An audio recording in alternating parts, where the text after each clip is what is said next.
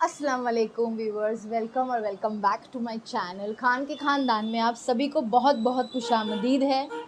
आज की जो वीडियो है वो अगेन टॉपिक है इस्लाम के रिलेटेड है। It is not only about Islam, it is about the right जो एक कपल का होता है, एक शादीशुदा कपल का होता है, जो राइट होता है दोनों का, बस उसके बेसिक जो इस्लामिक राइट्स हैं वो मैं आप सबको बताऊंगी और वो शेयर करूंगी, क्योंकि वो कहीं खोते जा रहे हैं। बीइंग अ मुस्लिम, मैंने जहाँ पे दीन और दुनिया को थोड़ा बहुत जाना है, आई एम नॉट सेइंग कि मेरे को बहुत कुछ पता है, लेकिन जितना भी पता है उसके हिसाब से बहुत सारी चीज़ें अगर देखी जाए तो वहाँ ये पता चलता है कि चीज़ों को लोगों ने अपने हिसाब से मैनिपुलेट करके चेंज कर दिया है। क्या कर दिया है? चेंज अपने हिसाब से। ओके, तो देखते हैं कि वो क्या चीज़ें हैं जो चेंज की गई है अपने हिसाब से, अपने कंफर्ट के लिए, अपनी मर्ज़ी के लिए, और ये चेंजेस करना किस हद तक सही है, और जो इसे फॉलो करता है उसका अंजाम क्या होता है दुनिया में भी और आखिरत में भी। तो चलिए बिना टाइम वेस्ट किए हम वीडियो को स्टार्ट करते हैं और चलते हैं वीडियो में आगे। वीडियो लंबी होगी, मैं आपको पहले ही बता दे रही हूँ। वीडियो को पूरा देखना, स्किप मत करना। अगर आप शादीशुदा है या फिर आप शादी करने की प्लानिंग कर रहे हैं तो ये वीडियो आपको डेफिनेटली बहुत हेल्प करेगा to build up your relationship in a strongest way. तो आप वीडियो को स्किप मत करना, सारी चीज़ों को देखना और कोशिश करना उन्हें फॉलो करने की, आपकी लाइफ को, स्पेशली आपकी मैरिड लाइफ को सुधारने के लिए या चेंज करने के लिए। तो सबसे पहला जो पॉइंट है जो मैं आप सबको बताना चाहती हूँ या मैं डिस्कस करना चाहती हूँ वो ये है कि इस्लाम के तरीके से शादी किस तरीके से की जानी चाहिए, जो एक प्रॉपर इस्लामिक तरीका है, जो आज की तारीख में हम फॉलो नहीं करते हैं। हम क्या करते हैं, हम इस्लाम को कॉपी करने की जगह हम दुनिया के दिखावे को कॉपी कर रहे हैं। आई नो, मेरे भी फैमिली में बिल्कुल ऐसे ही होती रही हैं शादियाँ और ये सारी चीज़ें, and I have been a part of it. पहले उतना ज़्यादा नॉलेज नहीं था, यही लगता था कि शायद इसी तरीके से सारी रस्में होती है, यही होता है। बट जब आप दीन को जानते हो, आप अल्लाह की बातों को सुनते हो ना, अल्लाह की बातें कहाँ है? कुरान में। अल्लाह हमसे कहाँ बातें करता है? कुरान से करता है।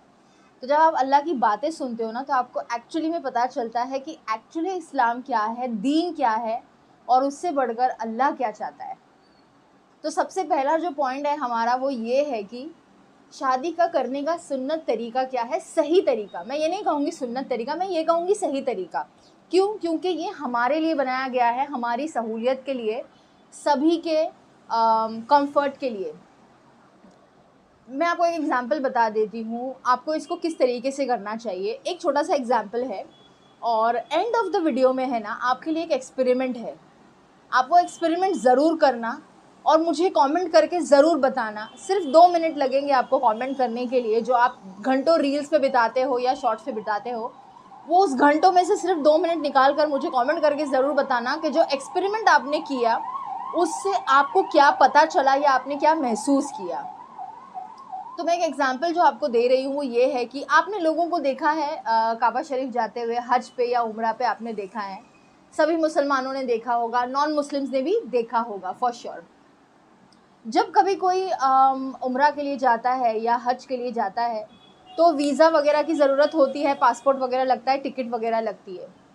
कभी भी आपने ये देखा है कि आप अगर हज पे जा रहे हो या उम्रा पे जा रहे हो या आपने किसी को देखा है जाते हुए, तो कभी भी ये देखा है क्या कि भाई उम्रा के लिए चलो वीआईपी वाले पहले आ जाओ, उनको पहले जाने मिलेगा? नहीं।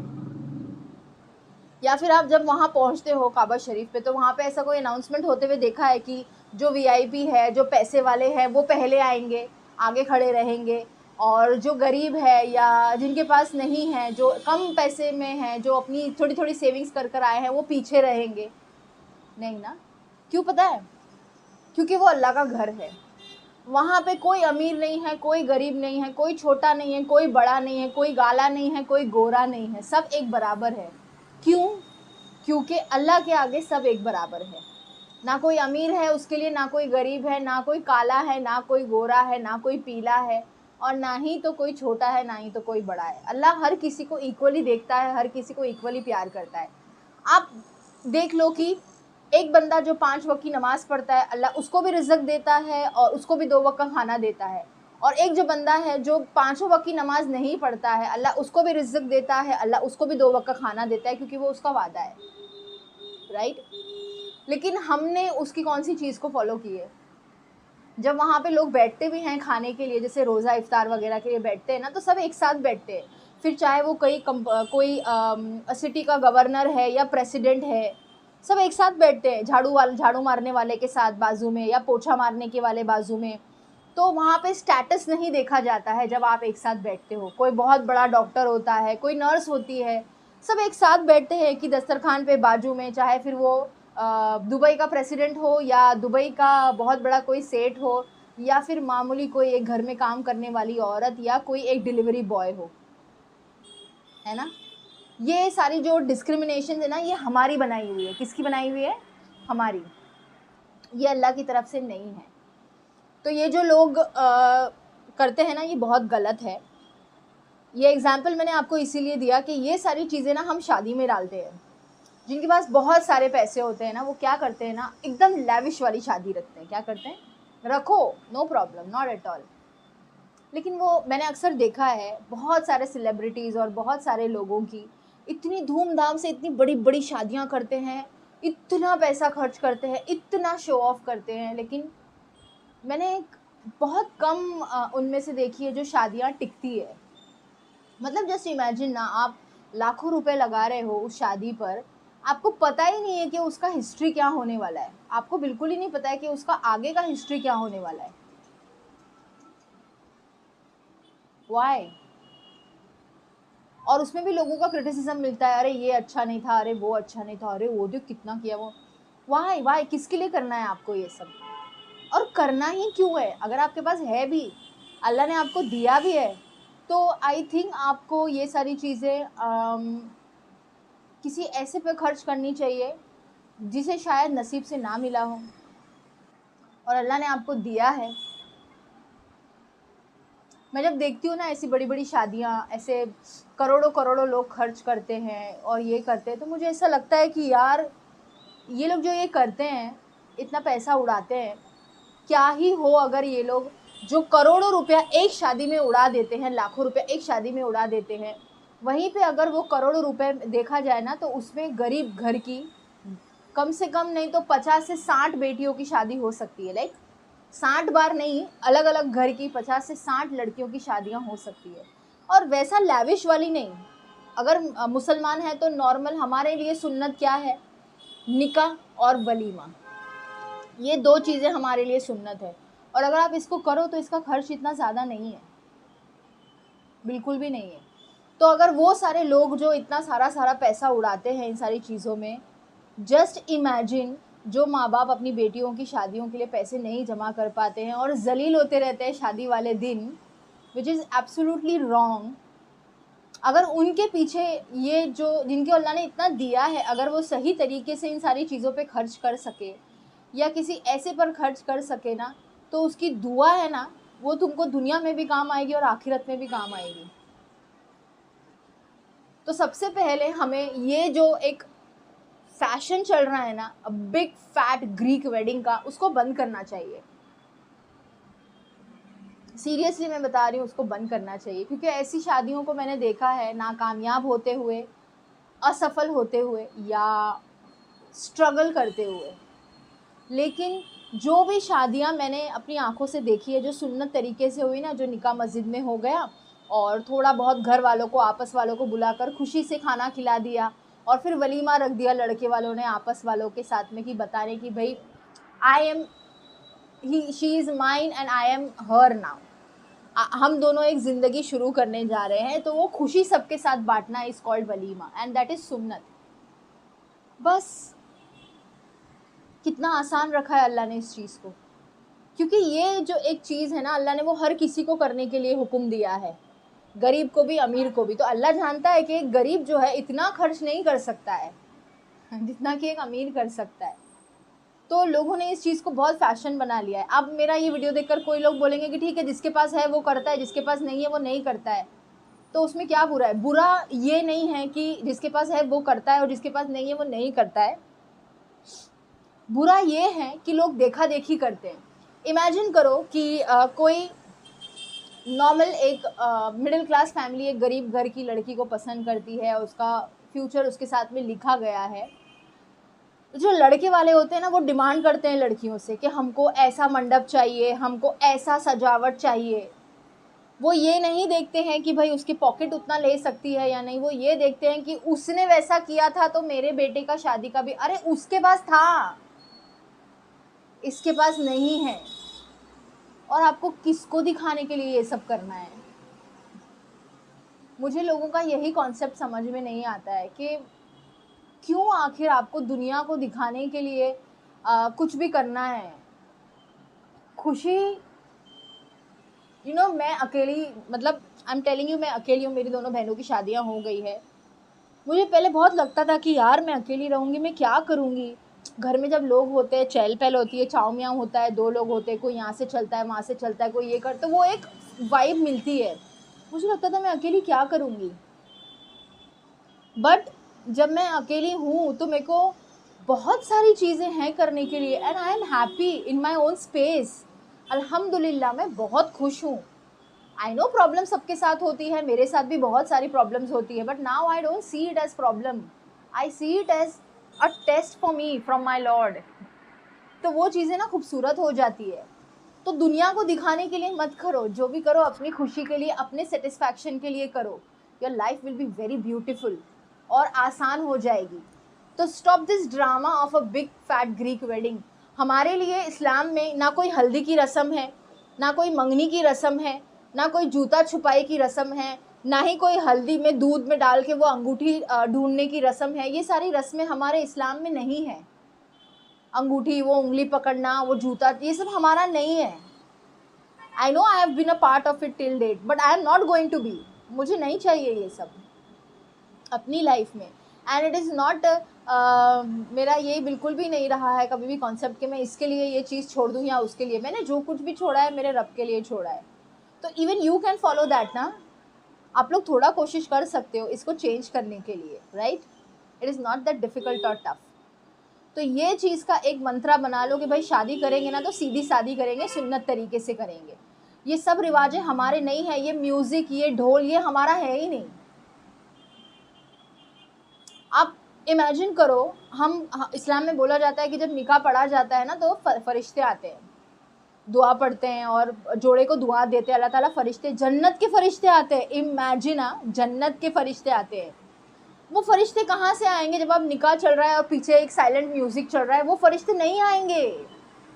ये कॉन्सेप्ट इतना सिंपल है। जो चीज़ इस्लाम में हराम है वो इंसानों के सिवा कोई फॉलो नहीं करता है, तो वो फरिश्ते उस जगह पर कैसे जाएंगे जहाँ पर हराम चीज़ ऑलरेडी हो रही है?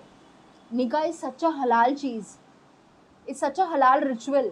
उसमें आप हराम चीज़ें करते हो और सारी नेमतें जो होती है ना उस निकाह की, वो धीरे धीरे धीरे धीरे अभी फरिश्ते आए ही नहीं है, उदासी है, शैतान है वहाँ पर। क्यों? क्योंकि लाउड म्यूज़िक चल रहा है।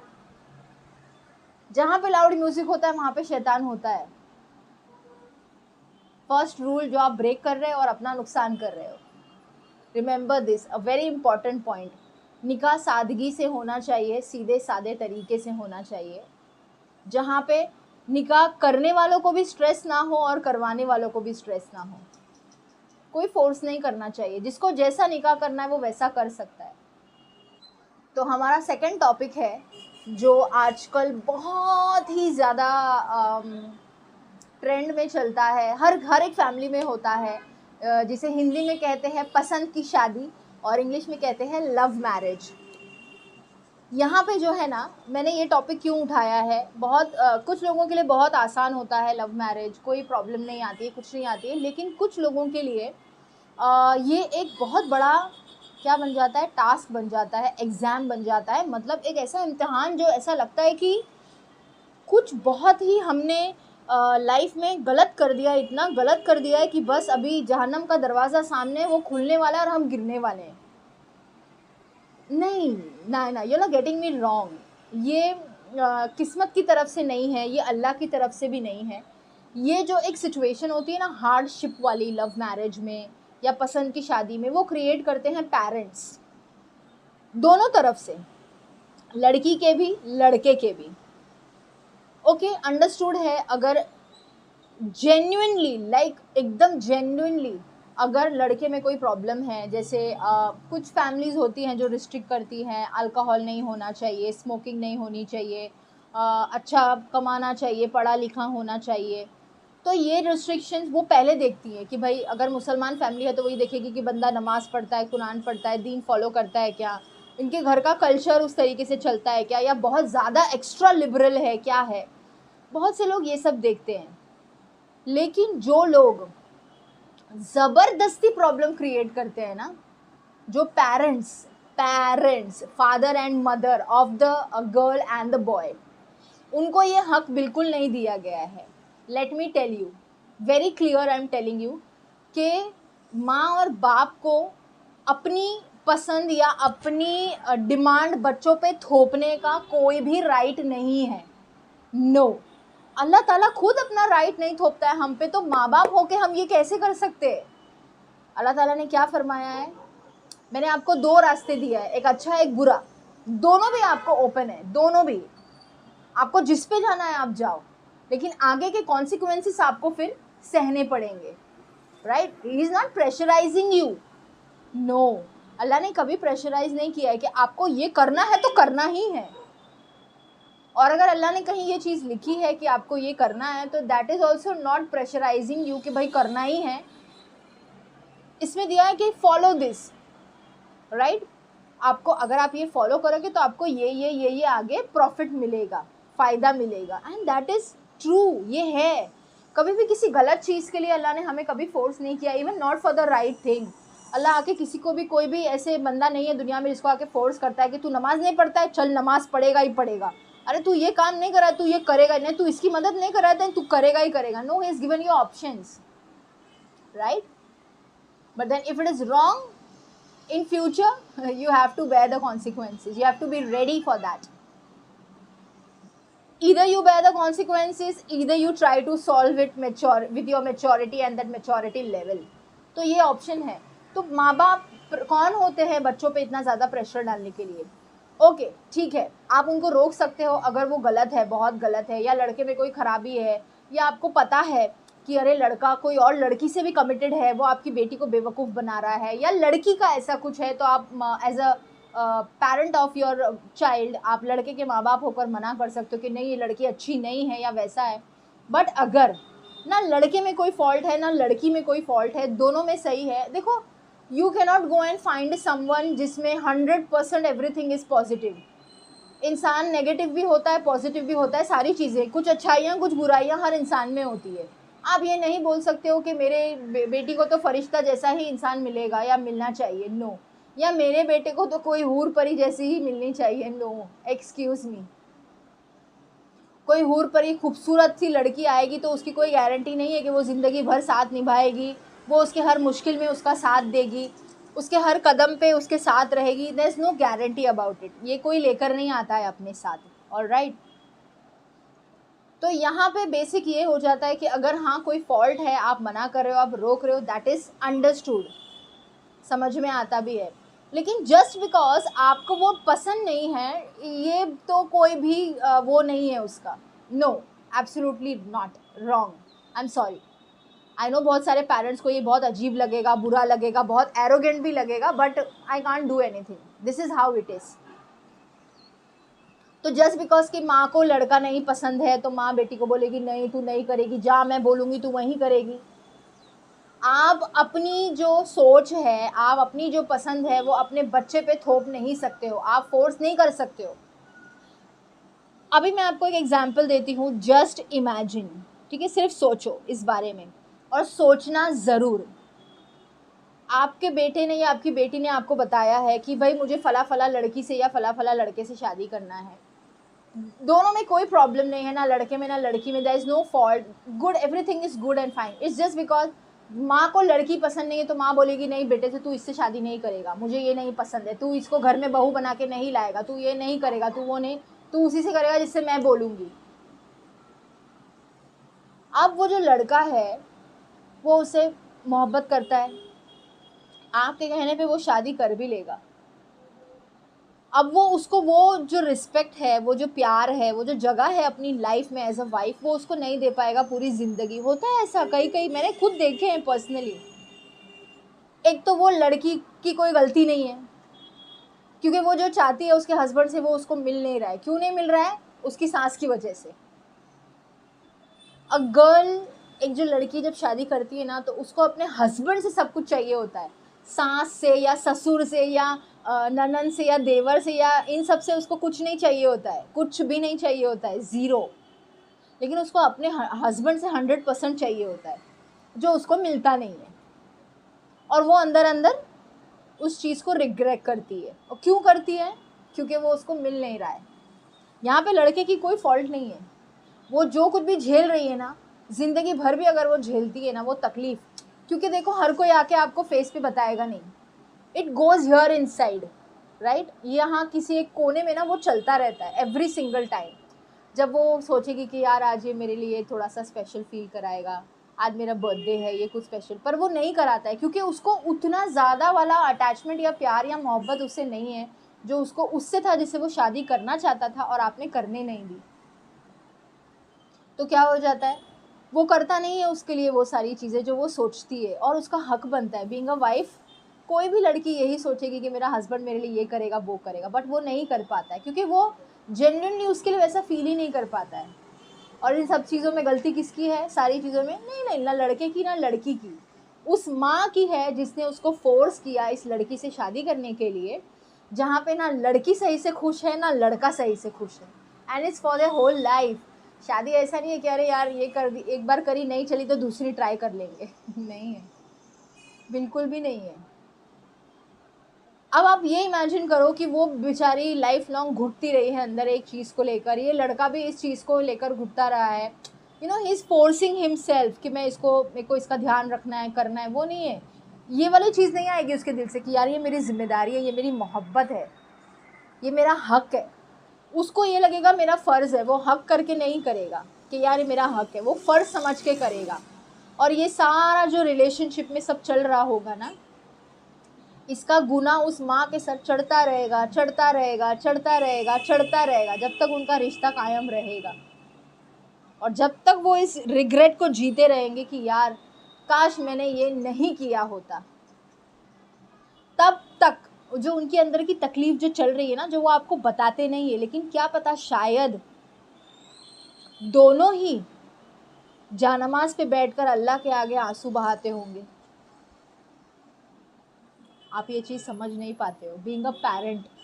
मुझे तो ये समझ नहीं आता है कि माँ बाप होते हुए कैसे आप प्रेशराइज़ कर सकते हो अपने बच्चों को कि अगर चलो बंदा अच्छा है या बंदी अच्छी है, उसके बावजूद भी जस्ट फॉर आपकी सेटिस्फैक्शन, आपकी खुशी के लिए, आपकी ज़बरदस्ती के लिए हम अपने बच्चे को एक ऐसी लाइफ दे रहे हो जहाँ पे उसको ना सुकून है ना ही वो खुश है। How can a person do that? मुझे ये बिल्कुल समझ नहीं आता, मुझे बिल्कुल नहीं समझ आता। मेरे सामने एक केस है इन माई पर्सनल लाइफ, मैं उनका नाम नहीं लूँगी। देयर इज़ अ बॉय जो just because I think she is a non Muslim, या शायद ये केस भी नहीं है, मुझे इतना क्लियर नहीं पता है। मेरी फैमिली में कोई है, उसका मतलब मेरी फैमिली में कोई एक पर्सन है, उसका फ्रेंड है, उसकी ये स्टोरी है जो मेरे सामने आती है बार बार। और जितनी बार ये चीज़ मेरे सामने आती है ना, मतलब मुझे सुनने में आती है ना कि मतलब वो केस ऐसा है कि वो लड़का जो है वो एक लड़की को पसंद करता है, वो उससे बहुत मोहब्बत करता है, लेकिन लड़के की माँ जो है ना वो ज़िद पकड़ कर बैठी है कि नहीं तेरी शादी इससे नहीं होगी, तो इससे निकाह या जो भी है शादी नहीं करेगा। और इस वजह से मतलब लड़की के घर वाले तैयार है, they don't have any problem, क्योंकि के हिसाब से, I don't know the guy और द गर्ल पर्सनली, राइट, तो मुझे इतना ज़्यादा नहीं पता है, लेकिन लड़की के घर वाले अग्रीड है क्योंकि लड़का जो है उनके हिसाब से बहुत सही है। कुछ चीज़ें हुई होंगी तो लड़के ने काफ़ी उसकी फैमिली को और उसको आउट ऑफ द बॉक्स जाके हेल्प किया है, बहुत कुछ किया है। He is been a very nice person to the family. और लड़की भी रही है उतनी सपोर्टिव और उतनी ही ज़्यादा caring towards the entire family and the guy. लेकिन वो माँ की जिद, अना, वो कहते हैं ना ईगो, वो है कि बस ये लड़की मेरे घर की बहू नहीं बनेगी, मेरी पसंद की लड़की आएगी।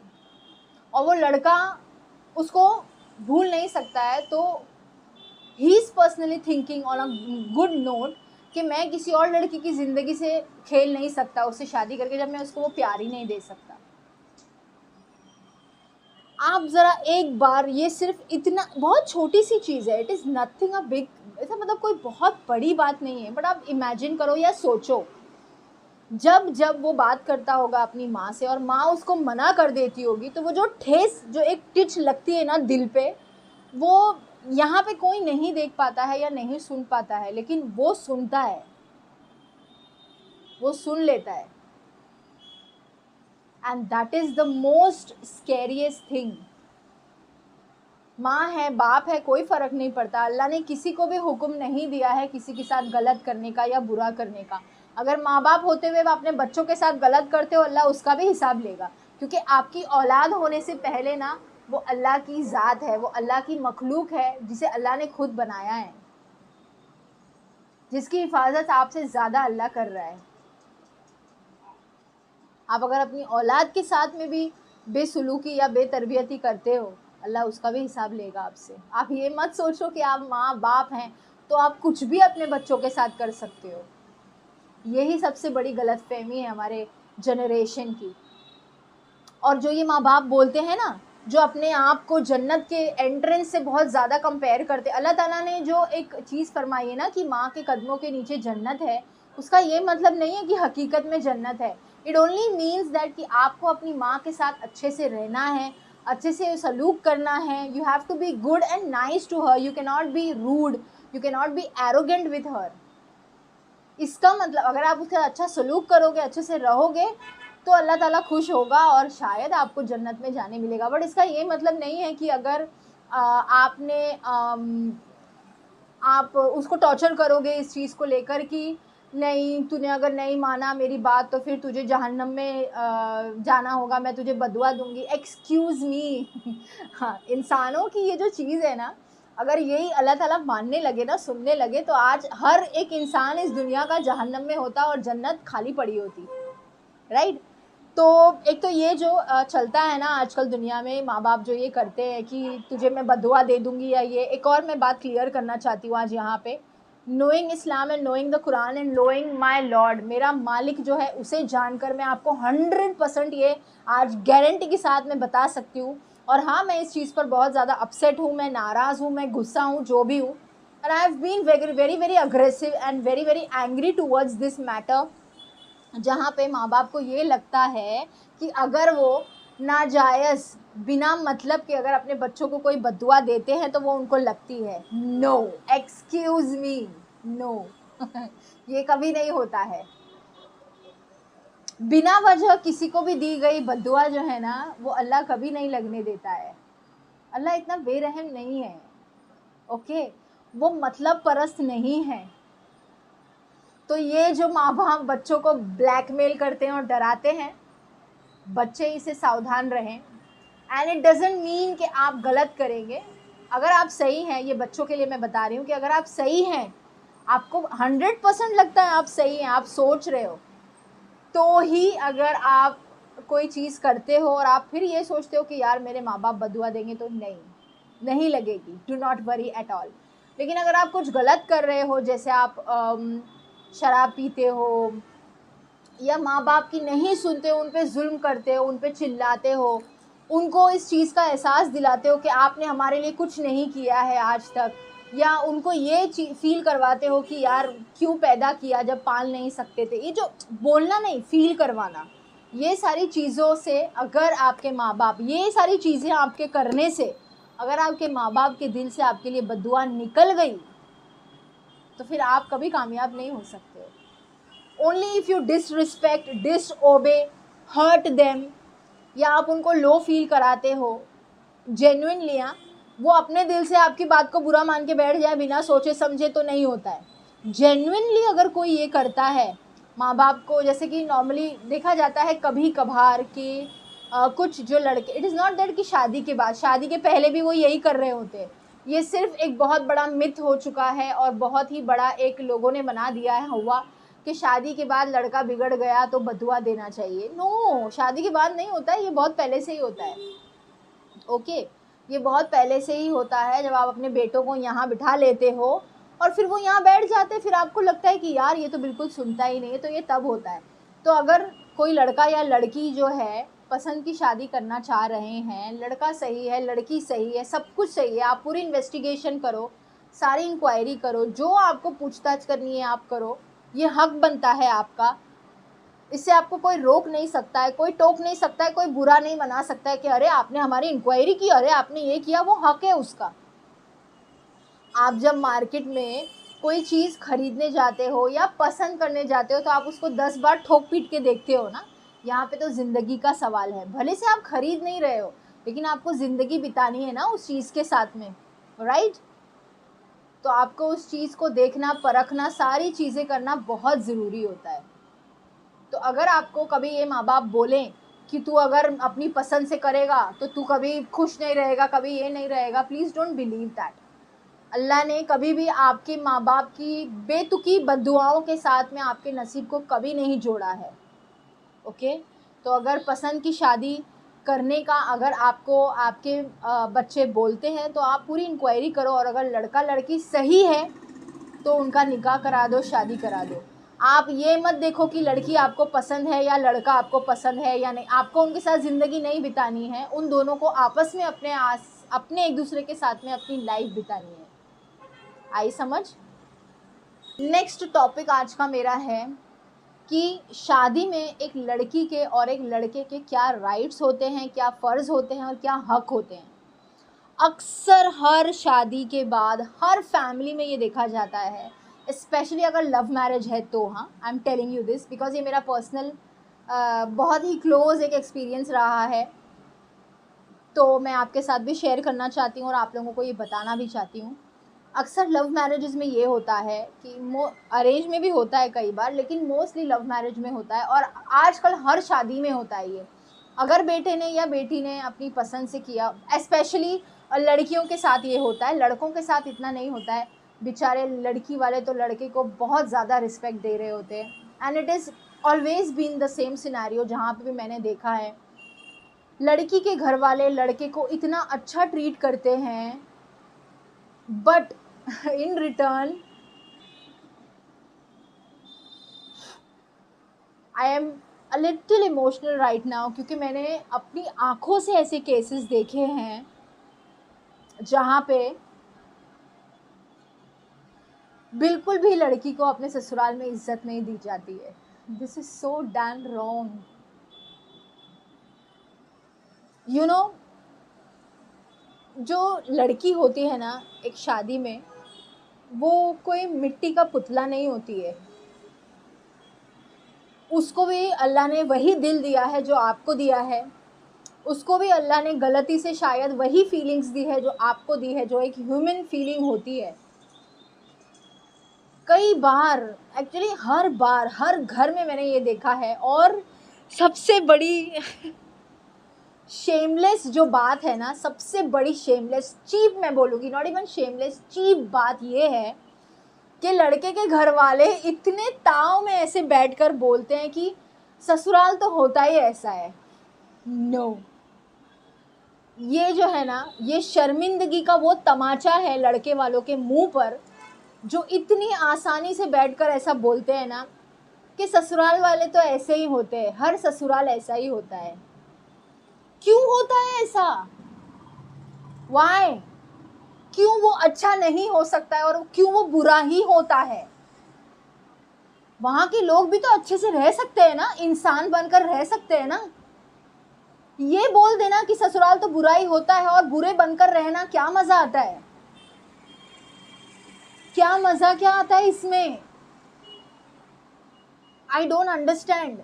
किसी को परेशान करके या किसी को सता के आपको आपकी लाइफ में क्या मिल जाता है? I genuinely don't understand this concept. मुझे ये जो कॉन्सेप्ट है शादी का, ससुराल का, मुझे ये आज तक समझ में नहीं आया है। आई हैव सीन, मैं बताती हूँ आप लोगों को कि टॉर्चर किस तरीके से किया जाता है। I am going to be very open, very honest. किसी को बुरा लगता है, किसी को क्या लगता है, I don't give a damn about it. मुझे कोई फ़र्क नहीं पड़ता। I don't fricking give a damn about it. बहू अगर खाना खा रही होती है ना, तो सास उसकी प्लेट, मैं आपको बताऊंगी, ओपनली बताऊंगी, I don't feel anything, I don't feel any shame, I don't feel any regret on this. वो खाना लेती है ना, तो सास की नज़र उसकी प्लेट पर होती है कि वो कितना खाना ले रही है, वो कितनी रोटी खा रही है, वो अगर वो नॉनवेज खाती है तो वो कितना चिकन या कितना मटन के कितने पीसेस खा रही है, या वो कितनी बार अपनी प्लेट को रीफिल कर रही है। आई एम टेलिंग यू कि उनका ऑब्जर्वेशन देखो, ओके, उनका ऑब्जर्वेशन देखो सिर्फ। अच्छा, अब ये सोई है, कितना घंटा सोई है?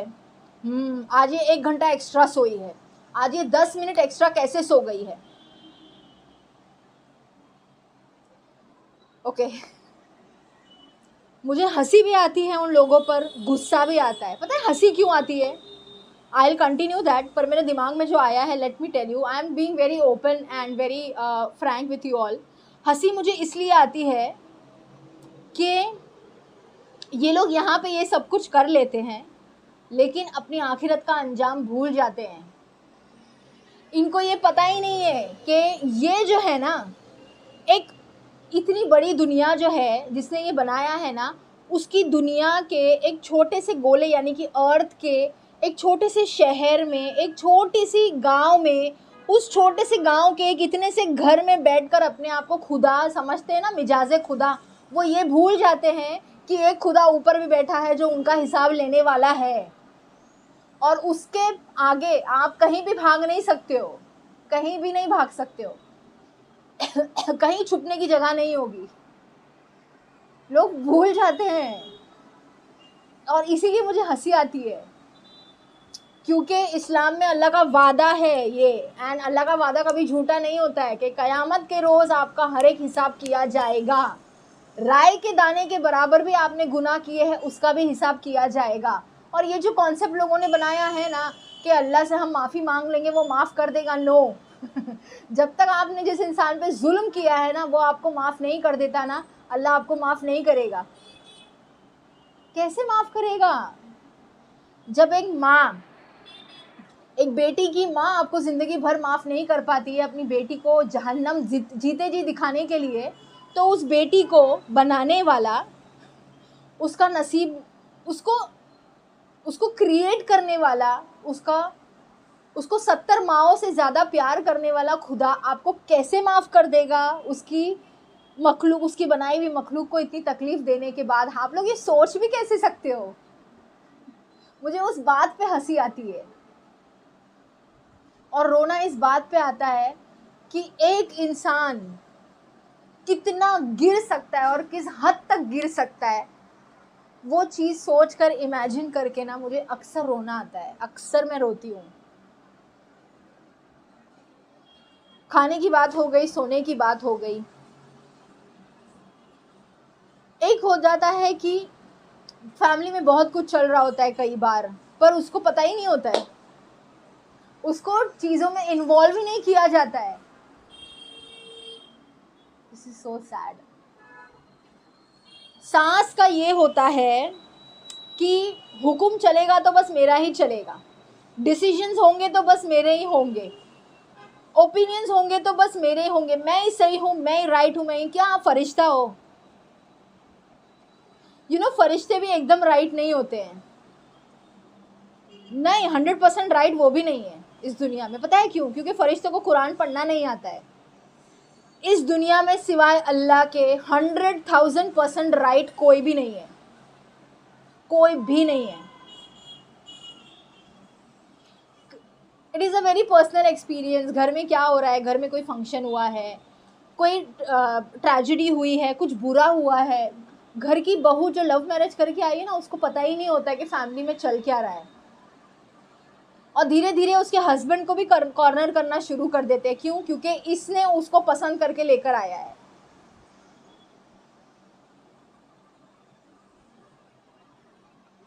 जो लोग ये सब करते हैं ना, जो सास या जो घर वाले ये सब करते हैं ना, 10 मिनट रोज़, I am telling you, 10 minute के लिए सिर्फ रोज़ जानमाज़ पे बैठना और सिर्फ ये सोचना, इतना ध्यान लगाना, नहीं अल्लाह से दुआ नहीं करनी है, कुछ नहीं करना है, सिर्फ 10 मिनट जानमाज़ पे एक्स्ट्रा बैठ जाना, या जानमाज़ पे भी नहीं, चलो अगर आप नमाज़ नहीं भी पढ़ते हो, किसी कोने में शांति से रात में 10 मिनट बैठ जाना और हिसाब लगाना पूरे दिन में कि आपने अपनी बहू को कितने अच्छे लफ्ज़ बोले और कितने बुरे लफ्ज़ बोले, और उसको सिर्फ तोल कर देखना। Just in your mind, just wave it in your mind and see कि आपने कितना अच्छा बोला है और कितना बुरा बोला है। आपको अपनी असली औकात वहीं पता चल जाएगी कि जब आखिरत में आपका सारा तोला जाएगा तो सबसे ज़्यादा भारी क्या होगा। वहीं आपको क्लैरिफिकेशन मिल जाएगा, वहीं दूध का दूध पानी का पानी हो जाएगा। और इस चीज़ को समझने के लिए मैं आपको जो एंड में एक्सपेरिमेंट बताऊंगी ना, सारी सांसें जो भी है, जितने भी मदर इन लॉज है ना, वो एक्सपेरिमेंट ज़रूर करना, ज़रूर से करना। आपको शर्म अगर आंखों में आ गई तो ठीक है, और अगर नहीं आई तो बस समझ लेना कि अल्लाह ने आपकी तरफ से अपना दिल फेर लिया है। वो फिर हिदायत आपको देने पे आमादा, वो राज़ी नहीं है आपको हिदायत देने पे, और ये आपके लिए इस दुनिया में सबसे बुरा चीज़ है, ये आप मान लेना, ठीक है। दूसरी बात ये होती है कि उसकी हर चीज़ पे टोका जाता है उसको, ऐसे मत करो, वैसे मत करो, यहाँ मत जाओ, ये मत उठाओ, ये मत खाओ, वो मत खाओ, अरे इतना फ़ैन मत चलाओ, मेरे बेटे का बिल ज़्यादा आएगा, अरे उतना वो मत चलाओ, अरे इतने कपड़े मत निकालो, इतने वो मत खरीदो। ये शादी नहीं है, ये एक कैद है। दिस इज़ नो शादी, दिस इज़ नो रिलेशनशिप, ये निकाह नहीं है, ये एक क्लियर कट ये कैद है लड़की के लिए, जुल्म है लड़की के ऊपर, और जुल्म है लड़के पर भी, क्योंकि फिर उसको भी धीरे धीरे कॉर्नर किया जाता है। हाँ अभी तो तू सब बीवी को ही देगा ना, हमको क्यों देगा? ऑब्वियसली वो बीवी को देगा, बाजू वाला आगे थोड़ी देगा, उसने ही शादी किया है ना उससे, उसी ने निकाह किया है ना उससे। और मुझे एक और चीज़ पता है, जितने भी मुसलमान हैं यहाँ पे, आई गारंटी यू, बहुत आई थिंक 1 या 2% लोगों को पता होगा कि जो हम निकाहनामा साइन करते हैं ना शादी के वक्त, उसमें उर्दू में ना कुछ चीज़ें लिखी होती है। I guarantee you, 100% guarantee you कि यहाँ पे जितने भी लोगों ने वीडियो देखा है ना, या जितने भी मुसलमान हैं, उनमें से सिर्फ 2% लोगों को ही पता होगा कि उसमें लिखा क्या होता है। कभी उसको पढ़ना तो आपको पता चलेगा। जब आप यहाँ पे निकाह साइन करते हो ना, तो आपका ये जो निकाह होता है ना, ये कागज़ तो दुनिया के लिए होता है, जस्ट एज ए प्रूफ, लेकिन ये जो निकाह है ना, ये आपका ऊपर जन्नत में रजिस्टर हो जाता है विद ऑल द रूल्स जो निकाह के होते हैं। और उसमें से अगर आप एक भी फॉलो करने में फेल हो जाते हो, being a husband, being a wife, आपको उसका हिसाब देना पड़ता है। किसको? अल्लाह को। दुनिया में किसी को नहीं देना है, नहीं, कोई आपका हिसाब लेने के औकात का भी नहीं है, कोई हक भी नहीं रखता है, वो हक सिर्फ अल्लाह रखता है। और जब वो हिसाब लेता है ना,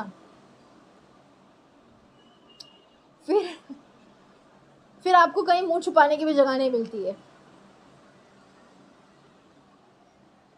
और दूसरी एक और चीज़ है, जो ये सब होता है घर के अंदर लड़की के साथ में, और जो लड़का यानी कि जो उसका शौहर है, जो बेशरम बन के वो देख रहा होता है ना सब कुछ, और वो कुछ नहीं कर रहा होता है, सबसे बड़ा बेशरम तो वही होता है। आई टेल यू, सबसे बड़ा बेशरम वो आदमी होता है जो ये सब कुछ देख रहा होता है। अल्लाह ताला ने ये फरमाया है कुरान में, ना गलत सहो और ना गलत देखो, दोनों ही गुनाह है। गलत को सहना भी गुनाह है, गलत देखना भी, किसी के साथ होता हुआ देखना भी गुनाह है, राइट।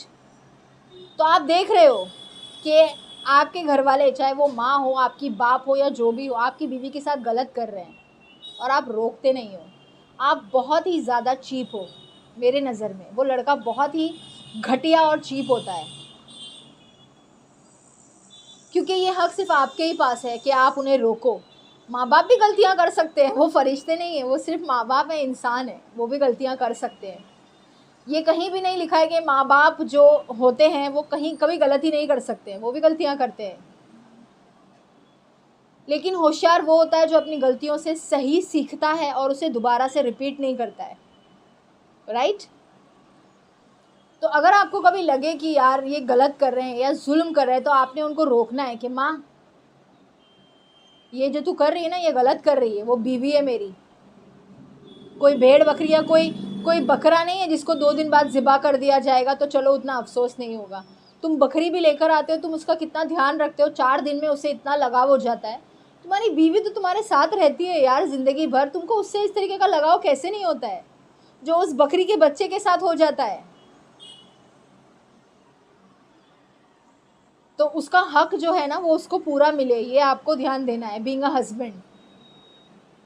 फैमिली के हर डिसीजन में, भले से वो डिसीजन मेकर ना हो, लेकिन उसको अपना ओपिनियन रखने का हक मिलना चाहिए। उसको जो खाना है वो खा सकती है, उसका खाने का जो कुछ भी है ना 2 वक्त का, वो अल्लाह ने उसके लिए लिखा है। Who the hell are you to decide for her? किसने दिया है तुमको वो हक उससे वो छीनने का? तुम खुद ने तो कभी पर्दा किया नहीं दूसरों से, तुम उसको सिखाते हो सर ढक कर आना, ऐसे कपड़े पहनना। अपने गिरेबान में कभी झाँक कर देखा है उन सासों ने जो इतने बड़े बड़े गले पहन रही होती हैं, जो बिना दुपट्टों के महफिलों में चली जाती हैं, वो अपनी बहू को किस मुंह से बोल रही होती है? मुझे तो ये समझ नहीं आता है। आज जस्ट बिकॉज मैंने अपनी लाइफ चेंज कर दी है, मैंने हिजाब कर लिया है, मैं जाके हर लड़की को थोड़ी पकड़ के बोलूँगी कि चल सर ढाक या अपना सीना ढाक। मैं कौन होती हूँ बोलने वाली? अल्लाह ने उसको दिमाग नहीं दिया है? उसकी शादी हो गई है ना, उतनी मैच्योरिटी तो आई है, तभी तो शादी हुई है ना उसकी। तो क्या उसको ये मैच्योरिटी नहीं है? अगर उसको करना है तो वो खुद करेगी। आप होते कौन हो उसको समझाने वाले या उसको बोलने वाले या उसको टोकने वाले? You are nobody. नोबडी। माँ बाप को भी अल्लाह ने फोर्स करने का हक नहीं दिया है, तो आप तो माँ बाप भी नहीं है उसके, राइट। और ये देखना फ़र्ज़ किसका है? शौहर का, लड़की के शौहर का। Please do your duties, do your फ़र्ज़, अपना फ़र्ज़ और अपनी सुन्नतें निभाओ। नेक्स्ट जो सबसे इम्पॉर्टेंट टॉपिक है, या मैं कह लूँ कि इम्पॉर्टेंट पॉइंट है मेरा, वो ये है कि बहुत आज की तारीख में जो चल रहा है ना, ये शादी को लेकर के साथ में रहना, ये करना, वो करना, अगर उसके हिसाब में कोई लड़की अलग रहना डिमांड करती है, इसमें कोई गुनाह नहीं है, कोई गलत नहीं है। और जो माँ बाप ये बोलते हैं ना कि इसने आके हमको हमारे बेटे से छीन लिया या ये सब, कट दिस क्रैप प्लीज़। ये सब जो दकियानूसी बातें हैं ना, please just cut it out. क्योंकि शादी के पहले भी तो आपका बेटा, आई am sorry, I am using this word literally, क्योंकि वो फ्रस्ट्रेशन है मेरे अंदर, जो कुछ भी मैंने इतना देखा है ना आज तक। शादी होने के पहले भी कौन सा आपका बेटा आपकी दिन भर गोद में पड़ा रहता था यार? नाइट आउट, 4-4 दिन माँ की शक्ल नहीं देखना, यही तो था उसकी लाइफ। कौन सा बेटा शादी के पहले भी 24 घंटे अपने माँ का पल्लू पकड़ के घूम रहा था कि बहू आने के बाद में उसने दूर कर दिया, छीन ली? Excuse me, give me a break out of all this shit please. कोई भी लड़का नहीं होता ऐसा, इवन मम्माज बॉय भी ये नहीं होता है कि पूरा टाइम अपनी माँ को चिपके बैठा था और बस लड़की ने आके शादी करके उसको दूर कर लिया है तुमसे। मत कराओ ना देन शादी, क्यों कराते हो? नहीं चाहिए किसी को भी आपका बेटा, रखो अपने पास, अपनी जेब में, अपने पर्स में छुपा के, या फिर अपने इस पल्लू से बांध के रखो। We don't want it. हम हमारे माँ बाप के यहाँ पे भी बहुत अच्छी लाइफ गुजार रहे होते हैं, एक्चुअली बहुत ज़्यादा अच्छी लाइफ गुजार रहे होते हैं। ज़िंदगी जहन्नम तो ससुराल में ही हो जाती है लड़कियों की, मोस्ट ऑफ द गर्ल्स। जिनकी नहीं होती है माशाल्लाह, मैं उनको बहुत दुआ देती हूँ, मैं खुश हूँ उनको देखकर। मैं दुआ करती हूँ कि अल्लाह हर किसी को ऐसी ही ज़िंदगी दे, और अल्लाह उन लोगों को, उनके घर वालों को उतना एक्स्ट्रा दिमाग दे दे, उतना ज़्यादा वो एक दे दे कि भाई वो थोड़ा बिहेव करे अच्छे से उनके साथ। तो अगर जो लड़की कभी ये डिमांड करती है ना कि मुझे अलग रहना है, इसमें कोई बुराई नहीं है, क्योंकि ये इस्लाम में जायज़ है, हक है लड़की का। तो ये बोलना और लड़के का ये सोचना कि हाँ मैं अपनी माँ को छोड़ के चला जाऊँगा, अम्मा कौन सा तू उसके पाँव दबा रहा था और सारा दबा रहा था रे घर में रह के, जो अभी इतना तेरे को दुख रहा। सीरियसली ना, मतलब मुझे बहुत होता है ऐसा कभी कभी, और फिर ना मुझे कभी कभी ना वो दादी नानी याद आ जाती है जो इस तरीके से बातें करती है। लिटरली जब आप किसी को टॉन्ट मारते हो ना, कभी आपको किसी को सुनाना होता है ना, तो ये जो एक लैंग्वेज होती है ना, ये बड़ी मस्त होती है। जैसा बोलते हैं ना, जैसे अगर बोलेंगे अरे थक गया, और ये कौन से इतने जहाँ तोड़ के आया जो इतना थक गया रे तू, वो होता है ना एक। तो भाई आपको ऐसा लगता है कि भैया पंच बराबर लगा है। तो वही मैं पूछना चाह रही थी कि शादी के पहले में घर में होते हुए अम्मा कौन सा तूने तेरी अम्मा को इतनी हेल्प कर लिया था, क्या बर्तन धो के दिया उसको, कि खाने बना के खिलाया, मुंह में निवाले हाथों से खिलाया, जो अभी इतना दुख हो रहा दूर जाने का। और किसी भी लड़की का सेपरेट होना ये मतलब नहीं होता है, वो ये कभी भी नहीं बोलती है लड़के को कि तू अपने माँ बाप से मिलेगा ही नहीं, उनको देखेगा ही नहीं। She just demands a separate peaceful life, that's it. उसने कभी भी ये नहीं बोला होता है कि मैं तेरे माँ बाप के घर नहीं जाऊँगी, उनको देखूँगी नहीं, उनको पूछूंगी नहीं, तुझे भी उनको देखने नहीं दूंगी, वो घोड़े के वो लगा लूँगी, तू वहाँ जा ही नहीं सकता है। नो गर्ल से दैट, कभी नहीं बोलती है वो। तो आप जाओ, हफ्ते में 2 संडे उनके पास जाओ, बिताओ, कभी चले जाओ, एक रात वहाँ रुक के आ जाओ उनके पास, उनसे बात कर लो, फ़ोन कर लो, पूछ लो। दूर रहते हुए भी प्यार जताया जा सकता है, दूर रहते हुए भी ख्याल रखा जा सकता है। जितना इंसान पास रहकर मोहब्बत नहीं कर पाता है, पास रहकर ध्यान नहीं रख पाता है ना, उतना दूर रहकर रखता है। And this is a fact. और फिर जब आप कभी कभार उस इंसान से मिलते हो ना, तो वो सारा जो एक प्यार होता है वो पूरा आप उस पर न्योछावर कर देते हो। वो फीलिंग बहुत अच्छी होती है, ट्रस्ट मी। तो ये जो निकल के आता है ना, जब एक लड़की डिमांड करती है सेपरेट लाइफ या वो, तो ये जो एक बहुत इमोशनल चीज़ निकल कर आती है ना, कि मेरे बेटे को मुझसे दूर कर रही है, मेरा बेटा दूर चला जाएगा, कहीं नहीं जा रहा, वो इधर ही है, ठीक है ना। और वही बेटा अगर काम के सिलसिले में 4-4 साल तक बाहर रहे तो दूर नहीं जाता बेटा। क्यों? क्योंकि पैसा कमा के लाने वाला है ना। आप लेवल देखो ना चीपनेस का जो दिमाग में है। बहू के साथ अगर अलग रहे और आके मिलता भी रहे तो बहुत प्रॉब्लम, लेकिन अगर पैसे कमाने के लिए दूर गया है बेटा तो नो प्रॉब्लम, क्योंकि वहाँ से वो नोटा भेजेगा ना तुमको इधर एसी में रहने को, शॉपिंग करने को, तो उसमें कोई प्रॉब्लम नहीं है। तो ये जो एक मिथ है सेपरेट लाइफ का, लड़कियों का ये हक है इस्लाम में भी। आप देखो ना, पुराने ज़माने से यही चलता आ रहा है, जब हमारे नबी के ज़माने में भी, उसके बाद भी ये सब चोचले अभी निकले जॉइंट फैमिली के, ये पहले नहीं थे। आई एम टेलिंग यू, आप जाओ बैक द हिस्ट्री, आपको पता चलेगा। जब शादी हो रही होती थी ना एक कपल की, तो उनकी शादी के 4 दिन पहले या 5 दिन पहले से ही ना उनका एक अलग खेमा बनना शुरू हो जाता था। खेमा, अब तब बिल्डिंगें तो नहीं थी, घर तो नहीं थे, तो खेमे बनते थे। अब खेमा होता क्या है, आप को अगर देखना है तो आप अर्तुरुल का कोई एक एपिसोड देख लीजिए, आपको पता चल जाएगा। कपड़े का घर बनता था, लेदर वेदर लगा के पूरा, तो उसको खेमा बोलते थे। हट जैसा अभी एग्जैक्टली जैसे हम टेंट वगैरह लगाते, थोड़ा वैसा होता था। तो वो बनना शुरू हो जाता था, निकाह होता था सादगी से, और रुखसती होती थी, और लड़की जो है और लड़का जो है रुखसती लेकर उसी खेमे में चले जाते थे। फिर उनके बच्चे होते थे, उनकी शादी होती थी, फिर उनके लिए अलग खेमा बन जाता था फ़ौरन। तो शादी होते अलग खेमा बन जाता था, वो अलग रहते थे, सब कुछ अपना करना। सिर्फ कभी कभार कोई हफ्ते में 1 दिन ऐसा मिलते थे सारे साथ में, और दोपहर का या रात का खाना खाते थे। तो हस्बैंड वाइफ की पर्सनल लाइफ होती थी। लेकिन आजकल चाहिए ही नहीं, सबको ऐसा सामने होना इधर देखने के लिए। तो अगर लड़की डिमांड करती है सेपरेट हाउस, सेपरेट लाइफ, तो वो उसका हक है, कोई गुनाह नहीं है। नेक्स्ट पॉइंट मेरा आज के टॉपिक पे है मेहर। मेहर की जो रकम होती है, वो मेहर का जो अमाउंट है ना, या जो भी आप मेहर में लिखते हो, अमाउंट लिखते हो या प्रॉपर्टी लिखते हो या कुछ भी, ज़मीन वमीन जो कुछ भी अपने हैसियत के हिसाब से, वो उसका हक है, वो उसका है, लड़की का। ना ही तो आप उससे वो वापस ले सकते हो, ना ही तो आप उस पर नज़र रख सकते हो, और ना ही तो आप उसके लिए उसको बातें सुना सकते हो। नो, या तो आप किसी के लिए कुछ करो तो उसको सुनाओ मत, या तो आप करो ही मत। ओके, तो ये जो है वो उसका हक है। आप उसे बाद में नहीं बोल सकते अरे मुझे तेरे को मेहर में पैसे दिया था ना, मेरा बिजनेस नहीं चल रहा है, ज़रा मुझे दे दे मैं बाद में। नो, आप उससे मांग ही नहीं सकते हो। टोटली गुनाह है, हराम है ये चीज़, आप नहीं मांग सकते हो और ना ही आप उस पर नज़र रख सकते हो। वो टोटली उस लड़की का हक है, वो उसी का है। समझ में आया?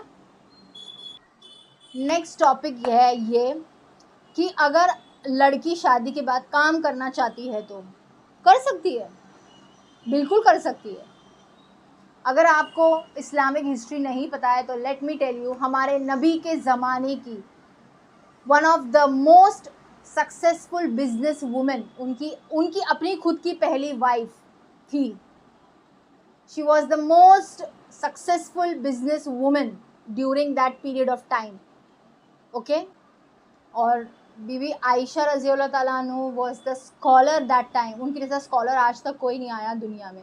तो अल्लाह ने जब दिया है राइट औरतों को बिजनेस करने का, काम करने का, कुछ भी सीखने का, तो हम कौन होते हैं रोकने वाले?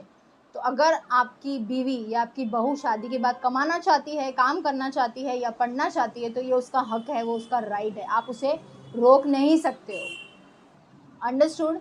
और अगर आपकी बीवी कमाती है शादी के बाद भी, तो वो जो कमाती है ना वो उसका है, वो आपका नहीं है। अगर वो दिल से देना चाहे तो ठीक है, बट आप पूछ कर या जानबूझकर नहीं ले सकते हो, और ना ही आप उस पर नज़र रख सकते हो। वो हक आपका नहीं है, उस पर हक सिर्फ उसी का है, और आपको उसका खर्च उठाना है। ये नहीं कि वो कमा रही है तो अपना देख लेगी, नहीं। वो पैसे से वो कुछ भी करे, वो पैसे को वो उड़ा दे, वो आग लगा दे, या उसको ऐसे ही खैरात में बांट दे, वो उसकी मर्जी है। आपका फ़र्ज़ है उसका खर्चा पूरा करना, लड़के का। ना लड़का यानी कि हस्बैंड ना अपनी बीवी के पैसों पे नज़र रख सकता है, ना हिसाब किताब ले सकता है, ना ही सास, ना ही ससुर, और ना ही कोई और, कि हाँ ये तो कमाती है ना अपना करेगी। नहीं, बिल्कुल भी नहीं। समझ में आया? वो उसका पैसा है, वो उसके साथ जो भी करे वो करेगी।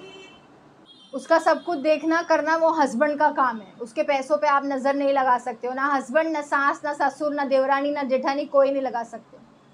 और उस पर भी आप नज़र नहीं रख सकते हो जो वो अपने मायके से लेकर आई है, चाहे वो पैसे हो, चाहे वो गहने हो। वो जो सासें होती है ना, ला दिखा मैं अपने पास रख लूँ संभाल के, क्यों? वो नहीं संभाल सकती है, वो पानी को मम्मम बोलती है, वो छोटी पापा है क्या? वो ऐसे ऐसे चलती है, वो ख्याल नहीं रख सकती है। क्यों दूँ मैं किसी को अपना सामान रखने के लिए? मैं उतनी मैच्योर नहीं हूँ संभालने के लिए। तो ये सारी हरकतें ना चीप, वो बंद कर दो। ओके, उसका पैसा उसका है और उसके शौहर का पैसा भी उसी का है, और वो जो कुछ भी अपने मायके से लाई है वो भी सिर्फ उसी का है। नेक्स्ट टॉपिक है हमारा ये कि भाई जो आपकी बहू है ना, वो बहू है, वो इंसान है, वो कोई काम वाली बाई नहीं है। ठीक है? सास सोचती है बहू आएगी, घर का सारा काम करेगी और मैं बैठ के आराम करूँगी। कौन से खुदा ने बोला है कि एक उम्र हो जाएगी तो आप काम नहीं कर सकते हो? हाँ, कौन से खुदा ने बोला है ये चीज़? काम तो आपको ज़िंदगी भर करना है। अल्लाह ताला ने आपको भेजा ही दुनिया में इसीलिए कि काम करो, मेहनत करो और अल्लाह को पुकारो, अल्लाह की इबादत करो। वो इंसान है, वो काम वाली बाई नहीं है। समझ में आया? और वैसे भी वो आप जो है ना उसके सास ससुर है, माँ बाप नहीं है। अल्लाह ने माँ बाप की खिदमत करने के लिए कहा है, सास ससुर की नहीं कहा है। सास ससुर जो है लड़की के, उसकी खिदमत करना उनके बेटे का काम है, बहू का काम नहीं है। तो ये जो होती है ना, इसने कुछ नहीं करी, वो कुछ नहीं करेगी, वो करेगी भी नहीं। आपने उसको पैदा किए हो, आपने 9 महीने उसको अपने पेट में रखे हो, जो वो आपकी खिदमत करेगी, आपकी गुलामी करेगी? नहीं। अल्लाह ताला का हुक्म है कि अपने माँ बाप की खिदमत करो। ये नहीं कहा है कि सास ससुर की खिदमत करो। वो अगर दिल से करती है तो ठीक है, जितना करती है उतने में खुश रहो। आई बात समझ? हाँ, ये है हकीकत। मैं बोल रही हूँ ये चीज़। नेक्स्ट टॉपिक है मेरा इंटरफेरेंस। सास, घर की ननंद इंटरफेयर बहुत करती है शादी के बाद। ये नहीं जा सकती वहाँ पे, यहाँ जाना है तो परमिशन ले। क्यों परमिशन लेना है? वाइफ को सिर्फ एक हस्बैंड की परमिशन लगती है और हस्बैंड को सिर्फ एक वाइफ की परमिशन लगती है कि भाई मैं यहाँ जा सकता हूँ क्या, मैं ये कर सकता हूँ क्या। परमिशन बोल लो, एडवाइस बोल लो, जो भी है। सास और ससुर को बहू क्या बोलेगी? सिर्फ मम्मी मैं काम से जा रही हूँ, मैं आ रही हूँ, कि मम्मी मैं यहाँ जा रही हूँ, यहाँ से आ रही हूँ, इतने में टाइम में मैं आ जाऊँगी, मैं बाहर जा रही हूँ। बाकी अगर आपको जो भी इन्फॉर्म करना है आप अपने हस्बैंड को करो। अभी ऑन द स्पॉट अगर हस्बैंड घर पे नहीं है, कॉल करके बता दो, कॉल रिसीव नहीं कर रहा है, टेक्स्ट छोड़ दो कि मैं यहाँ जा रही हूँ इससे मिलने या ये काम से, इतने टाइम में आ जाऊँगी। सास को आप क्या बताओगे? मम्मी मैं काम से बाहर जा रही हूँ, मेरे को इतना टाइम लगेगा आने के लिए। और सास क्यों, किस लिए, क्या काम है? ये सब पूछने का कोई हक नहीं है सास को। ये सब सिर्फ एक हस्बैंड का हक होता है पूछने का। प्लीज़, ना कोई सास, ना कोई ससुर, ना कोई जेठ, ना जेठानी, ना देवर, ना देवरानी, किसी का हक नहीं होता है ये पूछने का। इन लॉज जो होते हैं ना, इनका इंटरफेयर करना टोटली इज़ अनलॉफुल एक हस्बैंड और वाइफ के बीच में। हस्बैंड कहीं जा रहा है तो वो अपनी वाइफ को इन्फॉर्म करेगा कि भाई मैं यहाँ जा रहा हूँ, ये कर रहा हूँ, वो कर रहा हूँ। लड़की को माँ बाप के घर जाने के लिए भी सिर्फ अपने हस्बैंड को बताना है कि भाई मुझे जाना है वहाँ पे, उनकी याद आ रही है। हस्बैंड ये नहीं बोल सकता है कि जाओ मेरी माँ से अरे क्यों तुम्हारी माँ से परमिशन लेंगे? भाई तुम्हारी माँ से निकाह की है उसने, तुम्हारी माँ से शादी की है? नहीं ना, तुमसे की है, तुम उसके हस्बैंड हो। और अगर तुम डिसीजन नहीं ले सकते हो इतना, तो तुमने शादी क्यों की फिर? अगर आप में वो डिसीजन मेकिंग कैपेबिलिटी नहीं है, कैपेसिटी नहीं है, तो आपने शादी क्यों की? ताकि आपकी वाइफ के डिसीजन कोई और ले सके। वाई? मत करना चाहिए था। और सास ससुर का ये भी कोई हक नहीं बनता है कि बहू और दामाद बेटे को फोर्स करे, बच्चा कर लो, बच्चा कर लो। अरे जब उनको करना होगा वो करेंगे, तुमको क्या करना है? तुमको खेलना है तो जाओ भाई, खिलौने ले आओ, उससे खेल लो। ज़बरदस्ती चल रही होती है शादियों में। वो उनकी अपनी मर्जी है, वो अपना स्टेबिलिटी, अपना सब कुछ देखेंगे और फिर उसके हिसाब से प्लान करेंगे। आप लोग फोर्स नहीं कर सकते हो। शादी दो लोगों की होती है, उनको जीने दो, उनको उस चीज़ को हैप्पीली रहने दो उसके अंदर। शादी को एक अजाब मत बनाओ। शादी एक बहुत ही ब्यूटीफुल रिश्ता है, उसको प्लीज़ अल्लाह के लिए अजाब मत बनाओ किसी के भी लिए। आज की 100% लड़कियां शादी करने से डरती है। क्यों? Just because of the in laws. In laws नहीं, ऐसा लगता है कि कोई शैतान है, शैतान। ऐसा लगता है कोई जीन है, जीन, जो बस ऐसा बैठा है और खा जाएगा हमको। शादी का नाम, जो एक निकाह जो अल्लाह ने इतना खूबसूरत, इतना ब्यूटीफुल बनाया है रिश्ता, उसकी तो पूरी सत्या पीट दी है लोगों ने। एक अजाब बना दिया है दुनिया में निकाह को। अरे क्यों? निकाह एक ऐसा रिलेशन है इस दुनिया का इकलौता जो यहाँ पर भी रहेगा और मरने के बाद भी ऊपर रहेगा। विल एंटर इन जन्ना एज अ कपल, माँ बाप भाई बहन बन के नहीं, एज अ कपल। ये समझना ज़रूरी है। अभी जो मैंने आप सबको बोला था ना एक एक्सपेरिमेंट के लिए, अभी मैं वो आपको बताने जा रही हूँ। सिर्फ आप लोगों को एक काम करना है। आप लोगों के घर में मोमबत्ती होगी ना? मोमबत्ती, तो मोमबत्ती लेना, उसको जलाना और उसको अपने हाथ पे इस तरीके से रखना। वो मोम होती है ना, वो गिरने देना। आप देखना आप वो बर्दाश्त कर सकते हो क्या? आपको झटका लगता है कि नहीं लगता है? अगर आपको झटका नहीं लगता है तो फिर आप शैतान हो। और अगर आपको उसका झटका लगता है तो वो 2 सेकंड का झटका जो आप बर्दाश्त नहीं कर पाए हो, सोचो आप ये सब जो कर रहे हो ना लाइफ में, जहन्नम की आग आप कैसे बर्दाश्त करोगे? सिर्फ इतना सोचना। ये एक्सपेरिमेंट ज़रूर करना, आपकी आंखें खुल जाएंगी इस चीज़ से। अगर आप ये बर्दाश्त कर गए, वो जलन, 3-4 चटके डालना, अगर आप बर्दाश्त कर गए ना तो फिर करते रहो, नो टेंशन। जहन्नम की आग से आपको कोई फ़र्क नहीं पड़ेगा। लेकिन अगर ये बर्दाश्त नहीं हो रहा है तो सिर्फ इमेजिन करना कि आप जहन्नम की आग को कैसे बर्दाश्त करोगे। बस इतना ही कहना था आप सबसे। Thank you for watching the video. जितना हो सके इस वीडियो को शेयर ज़रूर करना, और हो सके तो निकाह को खूबसूरत ही बनाना और उसे वैसे ही रहने देना। Please don't make it a living hell. Allah हाफिज़।